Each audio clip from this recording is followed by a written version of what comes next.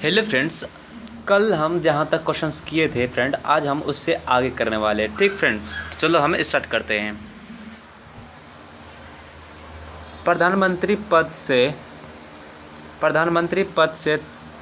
पद त्याग करने वाला पहला व्यक्ति कौन है? तो मोरारजी देसाई जो थे वो प्रधानमंत्री पद से पद त्याग करने वाले पहले व्यक्ति थे। ठीक फ्रेंड, आपको ये याद रखना है। सबसे कम उम्र और सबसे अधिक उम्र में भारत के प्रधानमंत्री का पद क्रमशः किसने संभाला?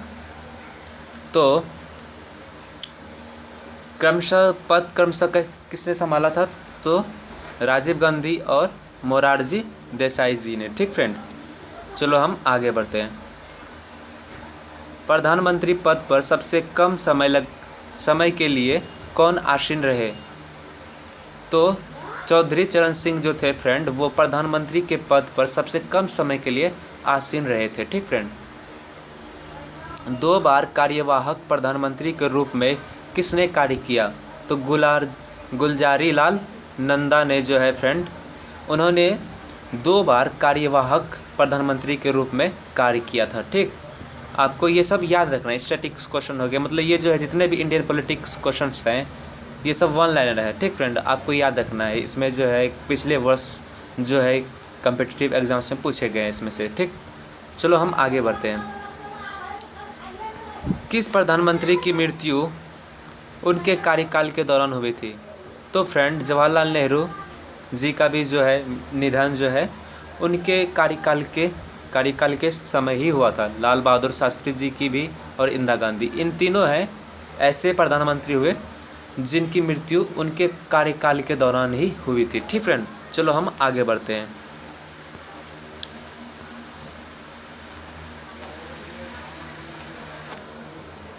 भारतीय संविधान किस दिन लागू हुआ? भारतीय संविधान किस दिन लागू हुआ? तो फ्रेंड 26 जनवरी 1950 को लागू हुआ था। ठीक, ये तो आप जानते ही हैं, इसमें तो कोई दिक्कत ही नहीं आप लोगों को। भारत का राष्ट्रपति राज्यसभा में कितने सदस्य मनोनीत कर सकता है? तो फ्रेंड 12। कितने सदस्य? तो 12 सदस्य जो है मनोनीत कर सकता है। ठीक, भारत के प्रथम राष्ट्रपति डॉक्टर राजेंद्र प्रसाद का चुनाव कैसे हुआ था? तो संविधान सभा के द्वारा जो है फ्रेंड, भारत के पहले राष्ट्रपति जो हुए थे डॉक्टर राजेंद्र प्रसाद, उनका चुनाव किया गया था संविधान सभा के द्वारा। ठीक फ्रेंड, चलो हम आगे बढ़ते हैं।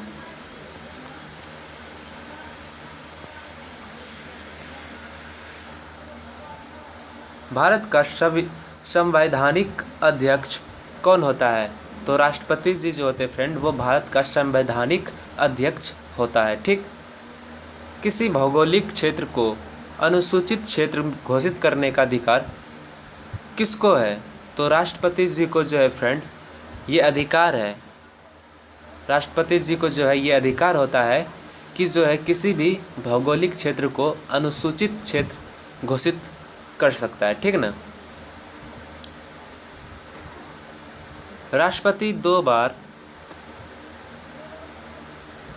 अच्छा यहाँ पे कुछ गड़बड़ है क्या? सेब राष्ट्रपति 2 बार राष्ट्रपति चुने गए। अच्छा,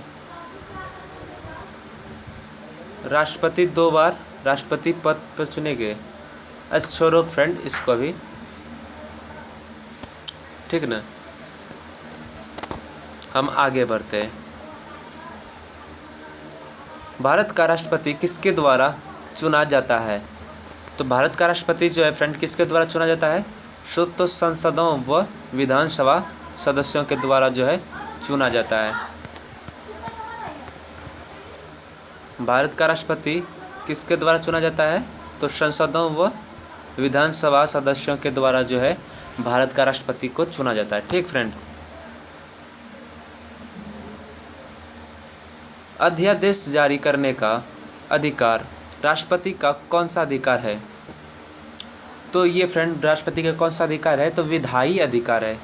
कौन सा अधिकार है फ्रेंड? तो विधायी अधिकार है। ठीक है ना फ्रेंड, चलो हम आगे बढ़ते हैं। ठीक,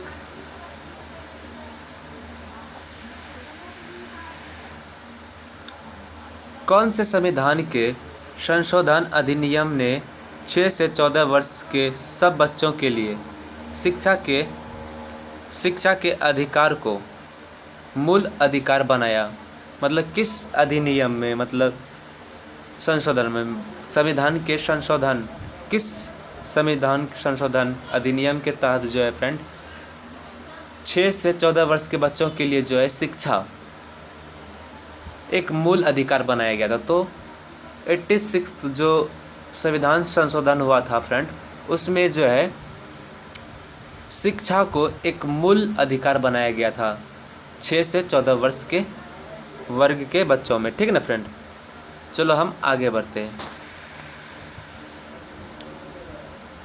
भारतीय संविधान में सम्मिलित नीति निर्देशक तत्व आयरलैंड से संघीय शासन प्रणाली, कनाडा से आपातकालीन उपबंध, जर्मनी से तंत्रांतिक व्यवस्था, फ्रांस से मूल कर्तव्य, सोवियत संघ से संशोधन की प्रक्रिया, दक्षिण अफ्रीका के संविधान से प्रभावित है।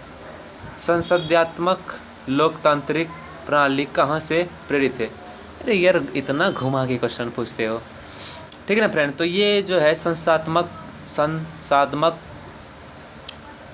लोकतांत्रिक प्रणाली कहाँ से लिया गया है? तो फ्रेंड तो ब्रिटेन से। मतलब इसमें जो है बता दिया गया है कि जो है आपको पता ही है कि जो संविधान में जो नियम्स हैं वो किसी न किसी देश से लिए गए हैं। जैसे इसमें अभी बताया गया नीति निर्देशक तत्व कहाँ से लिए गए हैं, तो आयरलैंड से लिए गए हैं।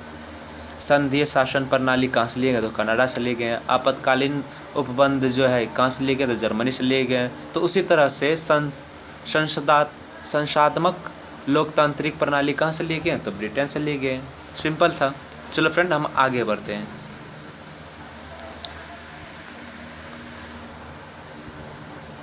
जब भारत स्वतंत्र हुआ उस समय ब्रिटेन के प्रधानमंत्री कौन थे और किस पार्टी की सरकार थी?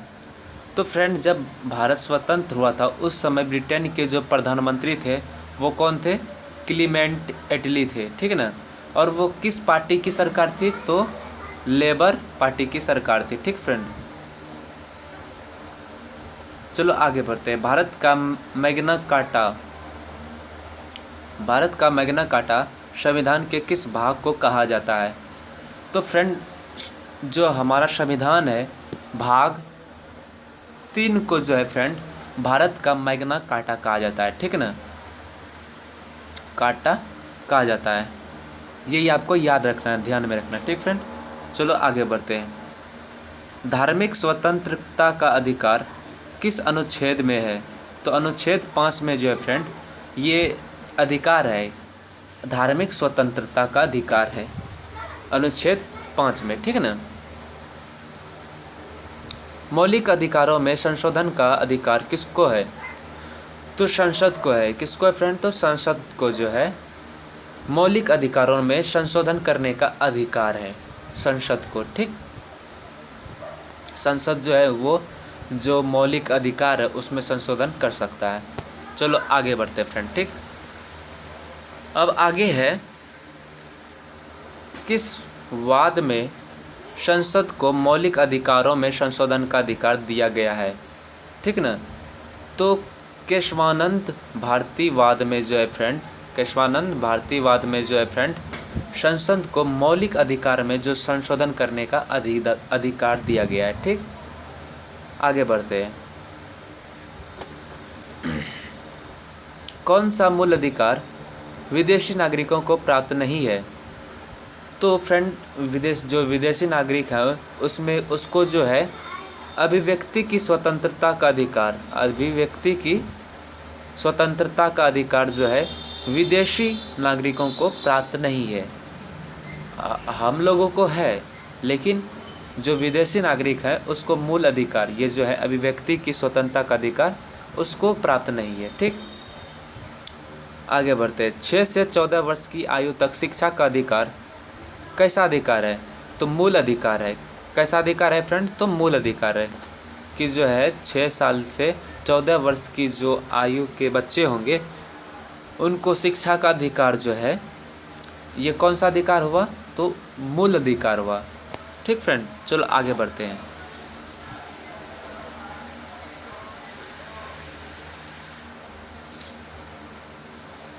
बी आर अम्बेडकर ने किसे संविधान का बी आर अम्बेडकर ने किसे संविधान का हृदय एवं आत्मा की संज्ञा दी। तो friend, B are Ambedkar ji जो थे उन्होंने संवैधानिक उपचारों का अधिकार जो है फ्रेंड, इसको उन्होंने नाम दे दिया कि जो है ये संविधान का हृदय है और आत्मा है। ठीक है ना फ्रेंड, इसको नाम दे दिया गया। संवैधानिक उपचारों का अधिकार को जो है संविधान में, मतलब संविधान का हृदय एवं आत्मा की संज्ञा दे दी गई। ठीक, ये आपको याद रखना है फ्रेंड। ठीक, आपसे पूछा जा सकता है कि किसने दिया, तो बी आर अम्बेडकर, और इस तरह के क्वेश्चन से पूछेंगे तो आप बता ही दोगे। चलो फ्रेंड, हम आगे बढ़ते हैं। मौलिक अधिकारों को लागू करने के लिए रिट कहाँ दायर की जाती है, तो कहाँ पे दायर की जाती है फ्रेंड, तो जो है उच्चतम न्यायालय में जो है रिट दायर की जाती है। ठीक फ्रेंड, किस याचिका का शाब्दिक अर्थ होता है हम आदेश देते हैं, तो फ्रेंड परमादेश जो है इसका क्या अर्थ होता है, हम आदेश देते हैं। किस याचिका का शाब्दिक अर्थ होता है हम आदेश देते हैं, तो परमादेश का मतलब होता है फ्रेंड कि हम आदेश देते हैं। सूचना का अधिकार किस राज्य में लागू नहीं है, तो सूचना का अधिकार किस राज्य में लागू नहीं है, तो जम्मू एवं कश्मीर में। आई थिंक इसको अपडेट किया जाना चाहिए फ्रेंड। चलो आगे बढ़ते हैं। किस कैदी को न्यायालय के समक्ष प्रस्तुत करने के लिए किस रिट की जो है आवश्यकता होती है, तो बंदी प्रत्यक्षीकरण। किस रिट की आवश्यकता होती है फ्रेंड, तो बंदी प्रत्यक्षीकरण। ठीक है ना,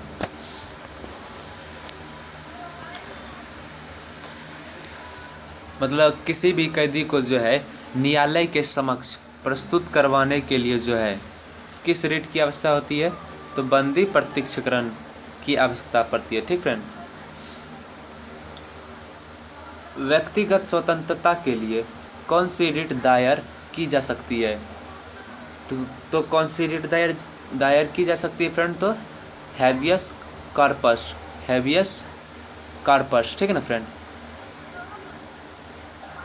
मूल अधिकारों पर प्रतिबंध लगाने का अधिकार किसके पास है, अच्छा किसके पास है, तो संसद के पास होता है फ्रेंड। किसके पास होता है, संसद के पास होता है कि मूल अधिकारों पर प्रतिबंध लगाने का अधिकार संसद के पास होता है। क्या नीति निर्देशक तत्वों को कार्यान्वित करने के लिए मूल अधिकारों का हनन हो सकता है, तो फ्रेंड कुछ का हो भी सकता है, कुछ का नहीं भी। तो इसका आंसर क्या होगा कि कुछ का हो सकता है। ठीक फ्रेंड, चलो हम आगे बढ़ते हैं।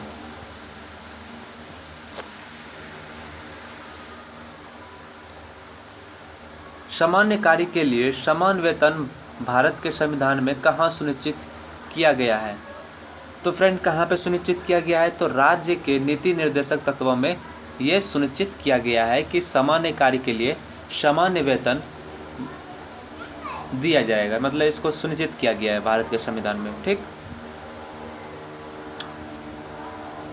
भारत के संविधान में अंतर्राष्ट्रीय सुरक्षा को प्रोत्साहन देना कहाँ सन्निहित है, तो राज्य के नीति निर्देशक तत्वों में जो है सन्निहित है। ठीक है ना फ्रेंड,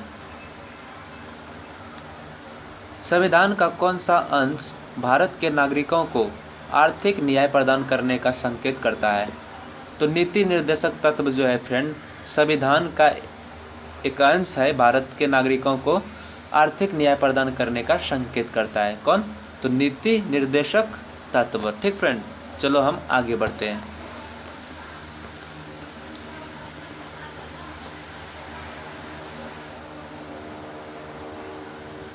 राज्य के नीति निर्देशक सिद्धांतों में से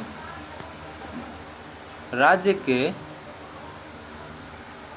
के नीति निर्देशक सिद्धांतों में से अनुच्छेद का संबंध अंतर्राष्ट्रीय शांति और सुरक्षा के सर्वन से है। किससे? तो अनुच्छेद से। ठीक फ्रेंड, किससे है? तो अनुच्छेद से। चलो फ्रेंड हम आगे बढ़ते हैं। प्रधानमंत्री का सचिवालय किसके अधीन होता है? तो गृह मंत्री के अधीन होता है। किसके अधीन होता है फ्रेंड? तो गृह मंत्री के अधीन होता है। प्रधानमंत्री का जो सचिवालय होता है वो गृह मंत्री के अधीन होता है। भारतीय संविधान में किस अनुच्छेद को संविधान की आत्मा के नाम से जाना जाता है? तो अनुच्छेद को, अच्छा किस अनुच्छेद को? तो अनुच्छेद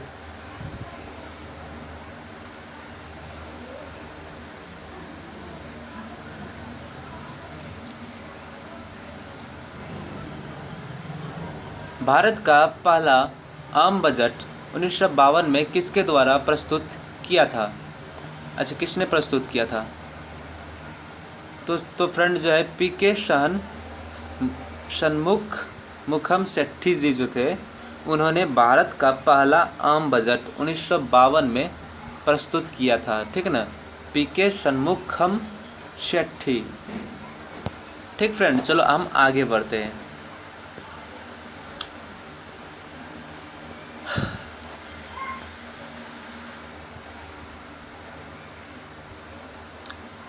संविधान में प्रथम संशोधन कब हुआ था? तो फ्रेंड 1951 में जो है संविधान में प्रथम संशोधन किया गया था। पहली बार संशोधन किया गया था। ये इम्पोर्टेंट है, आपको याद रखना है क्योंकि ये एग्जाम्स में नॉर्मल क्वेश्चंस है जो कि पूछे जाते हैं। ठीक फ्रेंड, चलो हम आगे बढ़ते हैं। विश्व का सबसे लंबा लिखित संविधान किस देश का है?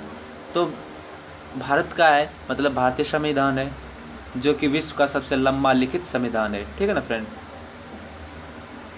भारतीय संविधान का निर्माण एक संविधान सभा द्वारा कितने दिन में किया गया था? तो फ्रेंड इसका सही आंसर क्या है? ये तो आपको याद भी होगा कि जो है 2 वर्ष 11 महीना और 18 दिन जो है भारत के संविधान को बनाने में समय लगा था। ठीक फ्रेंड, तो आज इतना ही। अगले वीडियो में जो है नेक्स्ट पार्ट में जो है हम आगे कंटिन्यू करेंगे। तब तक के लिए बाय। आप पढ़ते रहिए।